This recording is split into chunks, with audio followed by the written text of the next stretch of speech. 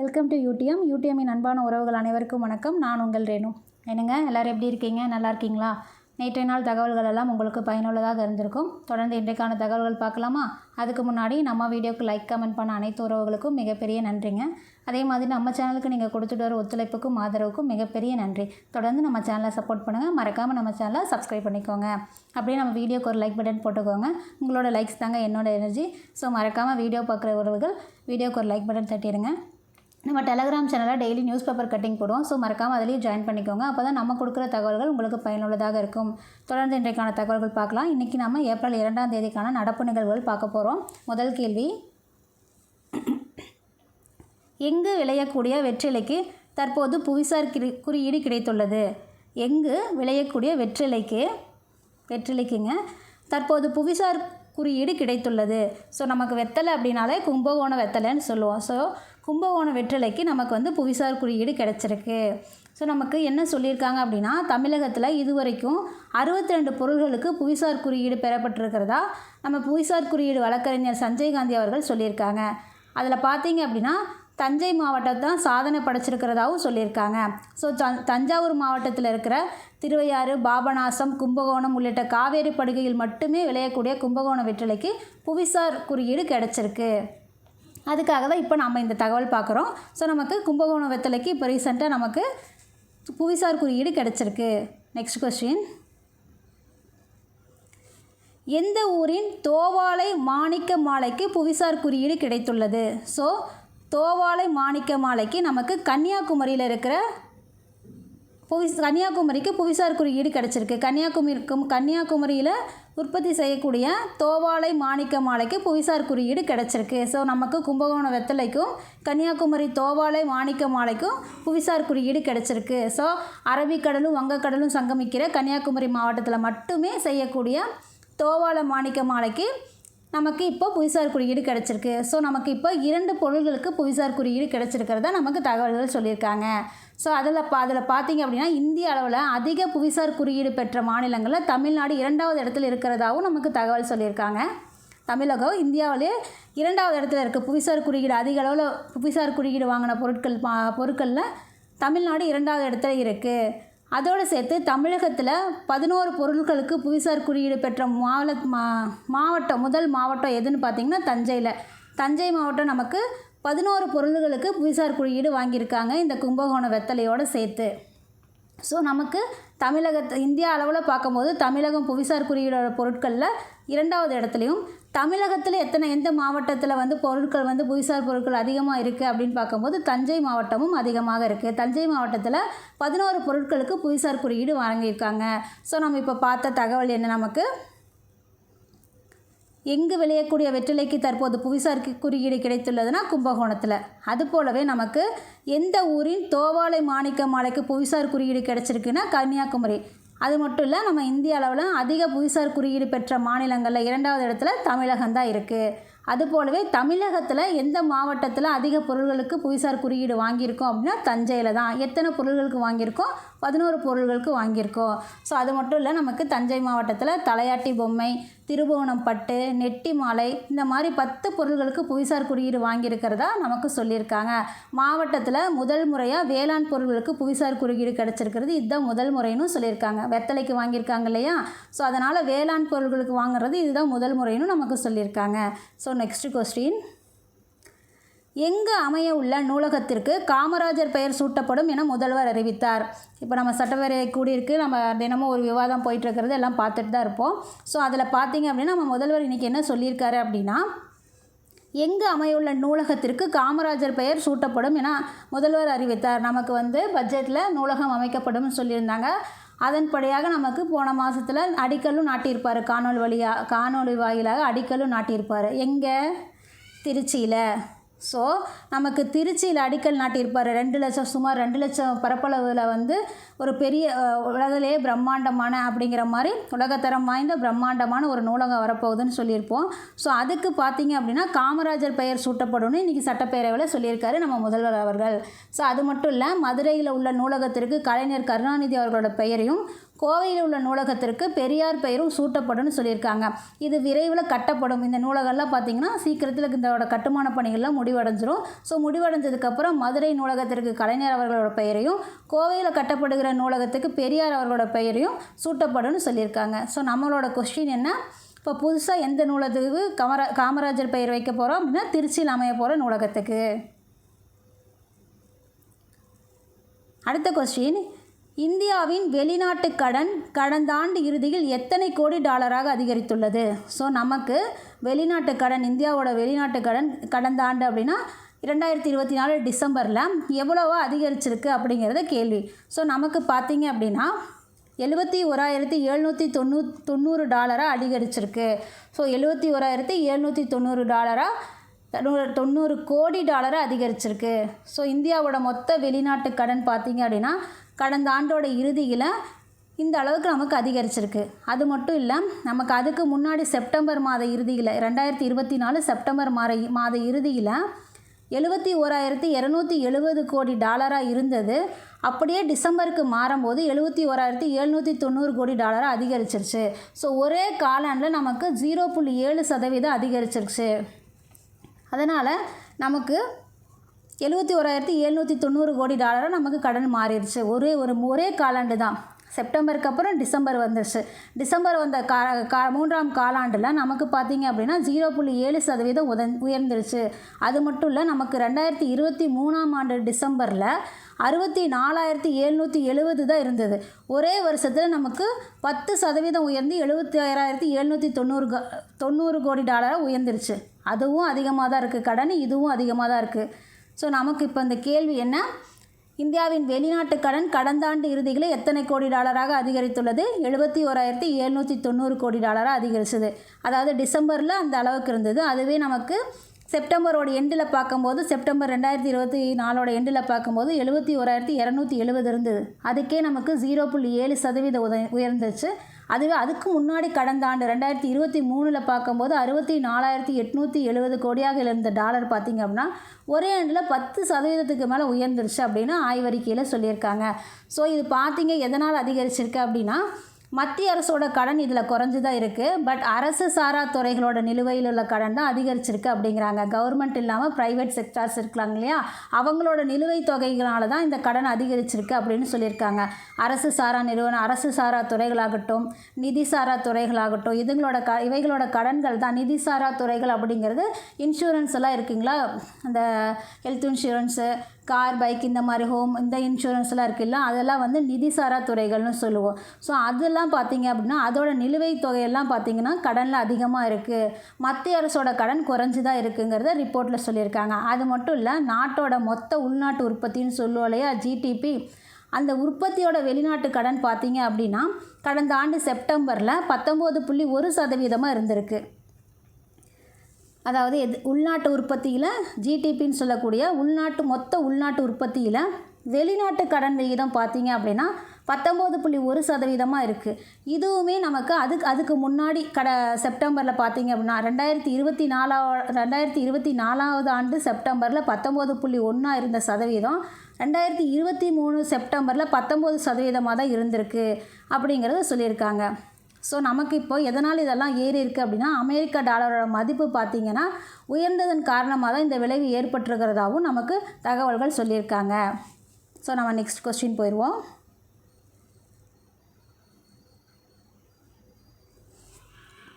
நாய்க்கடி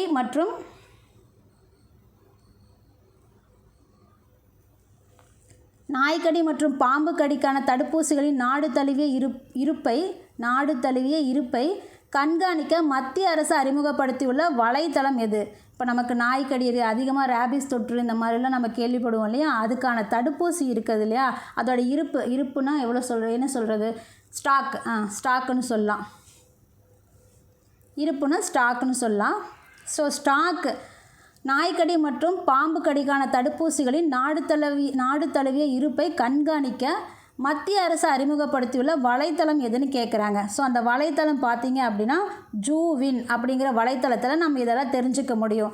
நமக்கு எவ்வளோ தடுப்பூசிகள் இருக்குது அப்படிங்கிறது தெரிஞ்சுக்க முடியும். ஒருவேளை நமக்கு நாய் கடிச்சிருச்சு அந்த ரேபிஸ் தொற்றுனால நம்ம வந்து அடுத்தடுத்து எப்போ ஊசி போடணும் அப்படிங்கிற டீட்டெயில்ஸையும் நம்ம அதில் தெரிஞ்சுக்க முடியும். நமக்கு அந்த ஊசிகள் எங்கே பக்கத்தில் இருக்கிற மையங்கள் போடுறாங்க அப்படிங்கிறதையும் அந்த வலைத்தளத்தில் தெரிஞ்சுக்க முடியும். ஸோ அதுக்காக தான் ஒரு வலைத்தளத்தை நமக்கு மத்திய அரசு அறிமுகப்படுத்தியிருக்காங்க. அது எது? ஜூவின். ஸோ ஜூவின் மூலமா நமக்கு நாடு தழுவிய ஹாஸ்பிட்டல்ஸில் எவ்வளோ இருப்பு இருக்குது, அந்த ஊசிகள் எவ்வளோ இருக்குது, மருந்துகள் எவ்வளோ இருக்குங்கிறத டீட்டெயில்ஸ் தெரிஞ்சுக்க முடியும் அப்படின்னு அவங்க சொல்லியிருக்காங்க. கோவின் அப்படின்னா என்னது? கோவின் அப்படின்னா கரோனா தடுப்பூசி திட்டத்துக்காக துவக்கப்பட்ட ஒரு அறிமுகம் செய்யப்பட்டது தான் வந்து கோவின் அப்படிங்கிறது. அதுபோலவே நமக்கு யூவின் அப்படின்னா கர்ப்பிணிகள் மற்றும் குழந்தைகளுக்கான தடுப்பூசிகள் திட்டத்துக்காக அறிமுகம் செய்யப்பட்டது. ஸோ கோவின் எதுக்காக? கரோனா தடுப்பூசி திட்டத்துக்காக. யூவின் எதுக்காக? கர்ப்பிணிகள் மற்றும் குழந்தைகளுக்கான தடுப்பூசி திட்டத்துக்காக. அதுபோலவே ஜூவின் எதுக்காக? நாய்க்கடி, அதாவது ரேபிஸ்ன்னு சொல்லுவோம் இல்லையா, நாய்க்கடி மற்றும் பாம்பு கடிகளுக்கான தடுப்பூசியை தெரிஞ்சுக்கிறதுக்காக தான் இந்த வலைத்தளங்கள். அதுபோக ஷாகர் அப்படிங்கிறது நம்ம இப்போ ரீசெண்டாக பார்த்துருப்போம். கூட்டுறவுத்துறை மூலமா நமக்கு தொடங்க இருக்கிற கார் சேவை, அதாவது டாக்ஸி சேவை, நமக்கு வந்து ஷாகர் அப்படிங்கிற டாக்ஸி சேவையை அமித்ஷா அவர்கள் தொடங்க உள்ளதாக, கூட்டுறவு துறை சார்பாக தொடங்க உள்ளதாக நம்ம இப்போ ரீசெண்டாக பார்த்துருப்போம். நம்ம நெக்ஸ்ட் கொஸ்டின் போயிடுவோம். இப்போ நமக்கு அமெரிக்காவில் மியாமி ஓப்பன் டென்னிஸ் போட்டி நடந்தது தெரியும். மகளிர் பிரிவில், ஆடவர் பிரிவிலையும் மகளிர் பிரிவில் நடந்தது தெரியும்.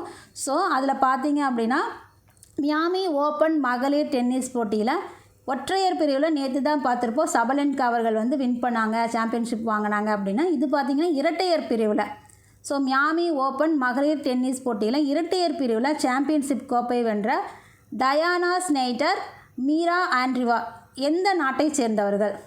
டயானா மற்றும் மீரா ஆண்ட்ரிவா எந்த நாட்டை சேர்ந்தவர்கள் அப்படின்னு கேட்குறாங்க. ஸோ இவங்க பார்த்தீங்க அப்படின்னா ரஷ்யாவை சேர்ந்தவங்க. இப்போ பார்த்தீங்க அப்படின்னா இரட்டையர் பிரிவில் சாம்பியன்ஷிப் கோப்பை வாங்கியிருக்காங்க. ஸோ நெக்ஸ்ட்டு அது மட்டும் இல்லை, அவங்க பார்த்தீங்க அப்படின்னா மியாமி ஓப்பன் மகளிர் இரட்டையர் பிரிவில் ரஷ்ய வீராங்கனைகள் பார்த்தீங்க அப்படின்னா ஸ்பெயின் நாட்டோட கிறிஸ்டினா பக்ஸா, ஜப்பானிய நாட்டோட மியூ காட்டோ இவங்களை வீழ்த்தி தான் இந்த சாம்பியன்ஷிப்பை வாங்கினாங்க. ஸோ இந்த கூட்டணி வந்து முதல் டைமாக வென்றிருக்கு அப்படின்னு சொல்கிறாங்க. முதல் டைமாக இவங்க சாம்பியன்ஷிப் வாங்கியிருக்காங்க. இரட்டையர் பிரிவில் இவங்க 2 பேரும் முதல் டைமாக சாம்பியன்ஷிப் வாங்கியிருக்காங்க. ஸோ அதோடு சேர்த்து இந்த வெற்றியின் மூலம் இரட்டையர் பிரிவு தரவரிசையில் இவர்களோட ஜோடி பார்த்திங்கன்னா 2ஆம் இடத்துக்கு இருக்குது அப்படிங்கிறதையும் சொல்லியிருக்காங்க. இதுக்கு முன்னாடி, இந்த போட்டிக்கு முன்னாடி நடைபெற்ற இந்தியன் வெல்ஸ் ஓப்பன் போட்டியில் ஒற்றையர் பிரிவில் சாம்பியன் வாங்கினவங்க யார் அப்படின்னா இந்த ஆண்ட்ரிவா வந்து ஒற்றையர் பிரிவுலையும் சாம்பியன் வாங்கியிருக்காங்க. இதுக்கு முன்னாடி இந்தியன் வெல்ஸ் ஓப்பன் போட்டி நடந்துச்சு. ஸோ அதில் ஒற்றையர் பிரிவில் வாங்கினவங்க வந்து இந்த ஆண்ட்ரிவா. இப்போ இரட்டையர் பிரிவுலையும் சாம்பியன்ஷிப் வாங்கியிருக்காங்க அப்படிங்கிறது குறிப்பிடத்தக்க விஷயம். அது மட்டும் இல்லாமல் நமக்கு பார்த்திங்க அப்படின்னா இந்தியாவில் இந்த ரேபிஸ் தொற்றால் 36% பேர் வந்து என்ன சொல்கிறது,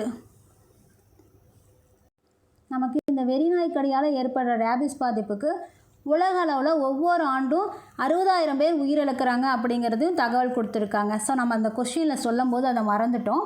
ஸோ இந்தியாவில் இந்த உயிரிழப்பு பார்த்தீங்க அப்படின்னா 36% இருக்குது அப்படிங்கிறது நமக்கு ஐக்கிய நாடுகள் மேம்பாட்டு திட்டம் UNDPன்னு சொல்லுவோம், united nation development programme. So அது பார்த்திங்க அப்படின்னா அதோட புள்ளி விவரங்களில் இந்தியாவோட இந்த நாய்க்கடியாலையும் பாம்பு கடியாலையும் 36% பேர் ஆண்டுதோறும் இறக்குறாங்க அப்படிங்கிறதையும் புள்ளி விவரத்தில் சொல்லியிருக்காங்க யுனைடெட் நேஷன் டெவலப்மெண்ட் ப்ரோக்ராம் அவர்கள். ஸோ இதுக்காக நமக்கு இந்த வலைத்தளத்தை முன்னோடி திட்டமாக எங்கே தொடங்கியிருக்காங்க அப்படின்னா டில்லி, மத்திய பிரதேசம், அஸ்ஸாம், புதுச்சேரி, ஆந்திரம் இந்த மாநிலங்கள், இந்த 5 மாநிலங்களையும் இப்போ அறிமுகப்படுத்தியிருக்கிறாங்க இந்த வலைத்தளத்தை. ஜூவின் அப்படிங்கிற வலைத்தளத்தை நமக்கு இப்போ ரீசெண்டாக பார்த்திங்க அப்படின்னா முன்னோடி திட்டமாக எல்லா மாநிலங்கள்லையும் தொடங்கணும் அப்படிங்கிறது தான் அதோட முயற்சி. ஸோ முதல் கட்டமாக சோதனை திட்டமாக தில்லி, மத்திய பிரதேசம், அஸ்ஸாம், புதுச்சேரி, ஆந்திரம் ஆகிய மாநிலங்களை அறிமுகப்படுத்தியிருக்காங்க. ஸோ நமக்கு இந்த போட்டியில் வின் பண்ணவங்க ரஷ்யா நாட்டை சேர்ந்தவங்க. Next question, Miami open tennis போட்டியில் ஆடவர் ஒற்றையர் பிரிவில் சாம்பியன்ஷிப் கோப்பை வென்றது யார்? ஆடவர் ஒற்றையர் பிரிவில் சாம்பியன்ஷிப் கோப்பையை வென்றது பார்த்தீங்க அப்படின்னா ஜேக்கப் மென்ஷிக் அவர்கள். இவர் பார்த்தீங்க அப்படின்னா நமக்கு 19 வயது இளம் வீரர் தான் வந்து ஜேக்கப் மேன்ஷிக் ஜேக்கப் மேன்சின் அவர்கள் சாம்பியன் பட்டத்தை வென்றிருக்காங்க. இவர் பார்த்தீங்க அப்படின்னா செர்பியாவோட நட்சத்திர வீரரான நோவக் ஜோகோவிச் அவர்களை வின் பண்ணி அவர்களை தோற்கடித்து இவர் வின் பண்ணியிருக்காரு இந்த 19 வயது ஜேக்கப் அவர்கள். ஸோ நட்சத்திர ஆட்டக்காரர் பார்த்தீங்க அப்படின்னா ஜோகோவி பார்த்தீங்கன்னா இதுக்கு முன்னாடி மியாமியில் மொத்தம் 6 வின் பண்ணியிருக்காரு. ஒருவேளை இதை வின் பண்ணியிருந்தால் அவர் 7வது வின்னிங்காக இருந்திருக்கும் மியாமி ஓப்பன் டென்னிஸ் போட்டியோட சாம்பியன்ஷிப்பில். ஸோ அந்த அளவுக்கு இவர் அதில் சிறந்து விளங்கிட்டு இருக்கிற ஆட்டக்காரர். ஸோ இது பார்த்தீங்க அவருக்கு 100வது ஏடிபி பட்டம் வாங்கக்கூடிய ஒரு இதில் இருந்தார். இந்த டென்னிஸில் 100வது ஏடிபி பட்டம் வாங்குற மாதிரி இருந்தார். அதையும் இவர் தட்டி கழித்து இவர் வாங்கிட்டார். ஸோ இவர் அந்த அளவுக்கு நட்சத்திர வீரர் அப்படின்னு சொல்கிறதுக்கான காரணம் அதுதான். ஸோ 100வது ஏடிபி பட்டம் 99வது ஏடிபி பட்டம் வாங்கியிருக்காரு. ஸோ மியாமி ஓப்பன்லேயும் அதிக முறை பட்டம் வென்றவராகவும் இவர் திகழ்ந்திருக்காரு. ஸோ இது வரைக்கும் 6 வாங்கியிருக்காரு. மியாமி ஓப்பனில் சாம்பியன்ஷிப் வாங்கியிருக்காரு. ஸோ இது பார்த்தீங்க அப்படின்னா ஆர்த்தர் பில்ஸோட காலிறுதி சுற்றில் ஜேக்கப் மேன்சின் விளையாண்டினார். டெய்லர் பிரிட்ஜ் பார்த்திங்கன்னா அரையிறுதி சுற்றில் விளையாண்டார். கடைசியாக இறுதி சுற்றுக்கு தான் நோவக் ஜோகோவியோட விளையாண்டு சாம்பியன்ஷிப்பை வாங்கியிருக்காரு. நெக்ஸ்ட் கொஸ்டின், பிரசாந்த் பிரகார் ஒருங்கிணைந்த போர் பயிற்சி எங்கு நடைபெற்றது? ஸோ பிரசாந்த் பிரகார் ஒருங்கிணைந்த போர் பயிற்சி பார்த்தீங்க அப்படின்னா நமக்கு அருணாச்சல பிரதேசத்தில் ஒரு மலை மேலே நடந்ததுங்க. எதுக்காக அப்படின்னா ஒருங்கிணைந்த அப்படின்னா நமக்கு முப்படைகளும் சேர்ந்து, அதாவது தரைப்படை, கப்பற்படை, அதாவது கப்பற்படை 3 படைகளும், விமானப்படை 3 படைகளும் சேர்த்து தான் இந்த ஒருங்கிணைந்த போர் பயிற்சி நடந்தது. துரதிருஷ்டவசமாக நமக்கு ஏதாவது போர் நமக்கு இந்தியாவில் வந்துருச்சு அப்படின்னா 3 பேரும் ஒரே ஸ்டேஜில் இருக்கணும் அப்படிங்கிறதுக்காக இந்த 3 பேர்த்துக்கு ஒரே மாதிரியான பயிற்சி கொடுக்கறதுக்கான ஒரு முறை தான் பார்த்திங்க அப்படின்னா பிரசாந்த் பிரகார் ஒருங்கிணைந்த போர் பயிற்சி. அதாவது நமக்கு இப்போ ஒரு கமாண்ட் கொடுக்குறாங்க அப்படின்னா அந்த முப்பரிமாண படைகளோட இடையே எவ்வாறு தொடர்பு கொண்டு ஒருங்கிணைக்க வேண்டும். இப்போ முப்படைகளுக்கு ஒரு கமாண்ட் கொடுக்கப்படுது அப்படின்னா இந்த முப்படைகளும் சேர்ந்து அது எப்படி எடுத்துக்கிட்டு தொடர்பு கொண்டு ஒருத்தர் ஒருங்கிணைந்து செயல்படுதோம் அப்படிங்கிறதுக்கான ஒரு பயிற்சி தான் பார்த்திங்கன்னா பிரசாந்த் பிரகார் அப்படிங்கிற பயிற்சி. ஸோ இது முப்படைகளுக்கான பயிற்சி. அடுத்த கொஸ்டின், முப்படைகளுக்கான பயிற்சி பார்த்திங்கன்னா அருணாச்சல பிரதேசத்தில் நடந்தது. ஸோ திடீர்னு ஏதாவது போர் நடந்ததுன்னா முப்படைகளும் தயாராக இருக்கணும். ஒரு கமாண்ட் கொடுத்தாலும் ஒருத்தருக்கு ஒருங்கிணைந்து அதை எப்படி செயல்படுத்துறது அப்படிங்கிற நிலையில் தயார் நிலையில் எப்பயும் இருக்கணுங்கிறதுக்காக தான் இந்த பயிற்சி நடந்தது. அருணாச்சல பிரதேசத்தில் நடந்தது. ஒரு உயர்ந்த மலை மேலே நடந்ததுங்க.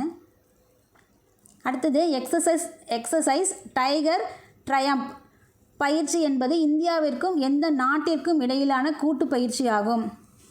ஸோ டைகர் ட்ரையம்ப் பயிற்சி அப்படின்னு பார்த்தீங்கன்னா அமெரிக்காவோட இந்தியாவுக்கு நடந்த கூட்டு இராணுவ பயிற்சி. ஸோ இதுக்கு முன்னாடி ஃப்ரான்ஸுக்கும் வருணாங்கிற பேரில் இந்தியாவுக்கும் ஃப்ரான்ஸுக்கும் நடந்துச்சு. அப்புறம் ரஷ்யாவுக்கு என்ன நடந்தது, இந்திராங்கிற பேரில் ரஷ்யாவுக்கும் இந்தியாவுக்கும் நடந்துச்சு.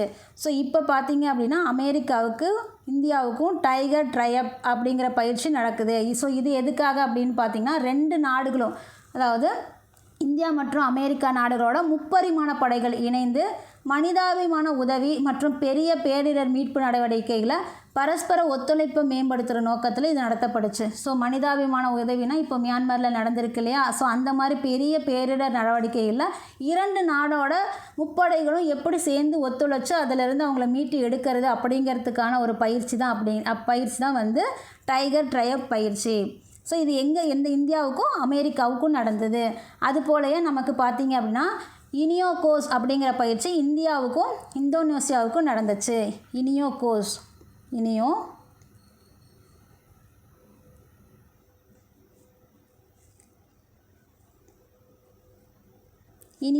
அப்படிங்கிற பயிற்சி இந்தியாவுக்கும் இந்தோனேஷியாவுக்கும் இப்போ நடந்துச்சு. ஸோ நம்ம இதிலேருந்து பார்த்தது என்ன, முப்படைகளும் அமெரிக்காவோட முப்படைகளாகட்டும் இந்தியாவோட முப்படைகளாகட்டும் எங்கேயாவது பேரிடர்கள் நடந்ததுன்னா 2 பேரும் ஒருங்கிணைஞ்சு பரஸ்பர ஒத்துழைப்போடு உதவி செய்கிறது அந்த நாட்டுக்கு. ஸோ அதுக்காக தான் இந்த 2 நாட்டுக்கும் முப்படைகளுக்கும் ஒரு பயிற்சி, அதுதான் பார்த்திங்கன்னா டைகர் ட்ரையம்ப் அப்படிங்கிற பயிற்சி. ஸோ நெக்ஸ்ட்டு போயிடலாம். கல்வி மற்றும் ஊட்டச்சத்து நன்றாக சாப்பிட கற்றுக்கொள்ளுங்கள். என்ற அறிக்கையை வெளியிட்ட அமைப்பு எது? ஸோ அந்த அமைப்பு எது அப்படின்னா நமக்கு யுனெஸ்கோ. யுனெஸ்கோ அப்படின்னா நமக்கு என்ன?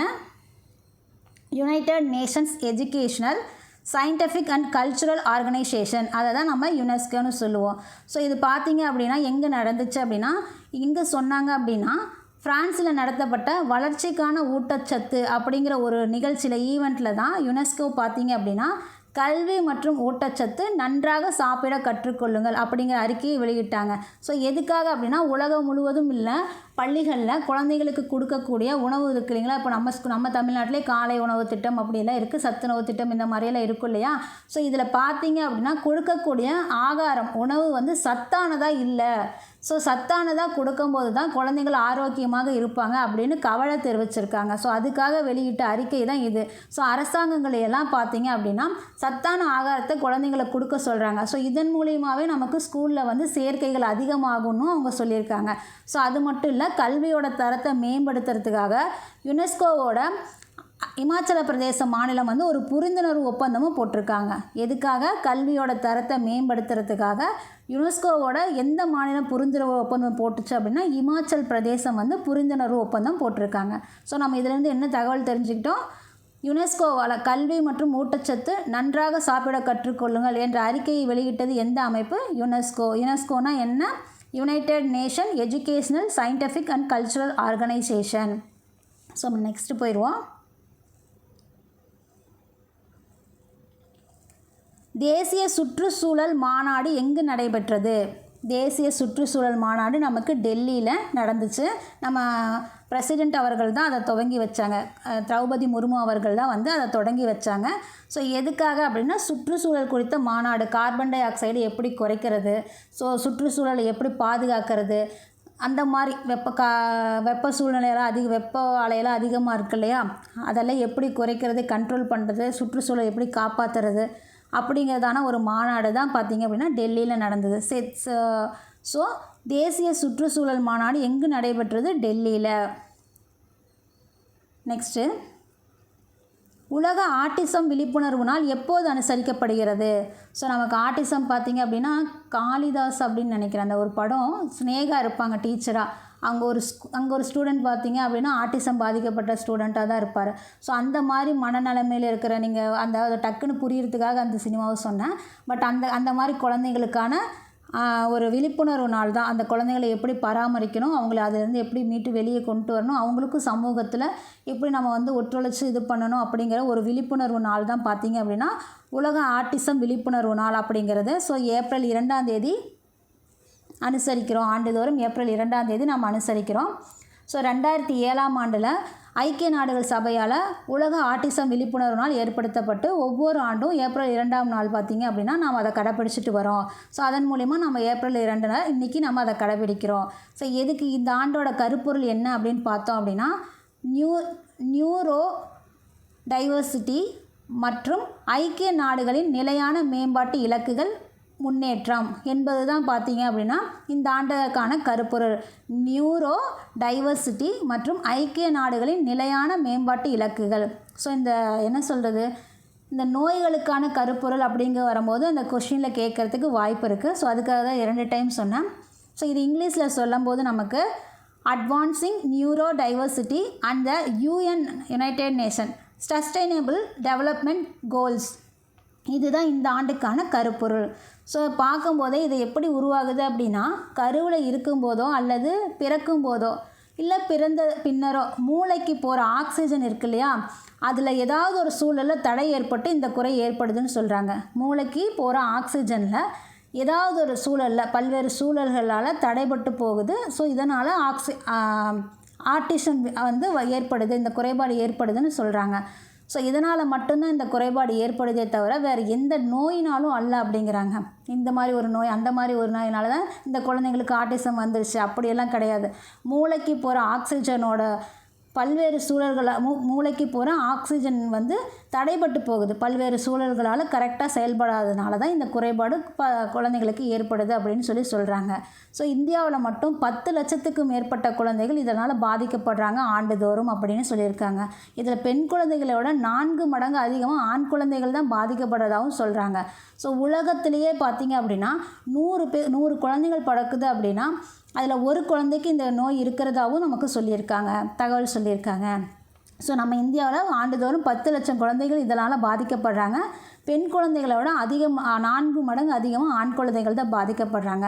உலக அளவில் 100 குழந்தைங்களுக்கு 1 குழந்தைகள் ஆட்டிசம்னால் பாதிக்கப்படுறாங்க. ஸோ அந்த குழந்தைங்கள அதிலேருந்து பாதுகாத்து அவங்கள சமூகத்துக்கு ஏற்றவர்களாக மாற்றுறதுக்காக தான் இந்த விழிப்புணர்வு நாள் நம்ம கொண்டாடுறோம். வித்தியாசமாக அந்த குழந்தைகளை நம்ம பார்த்துடக்கூடாது, நம்மளோட பார்வையினால் அந்த குழந்தைகள் பாதிக்கப்படவும் கூடாது.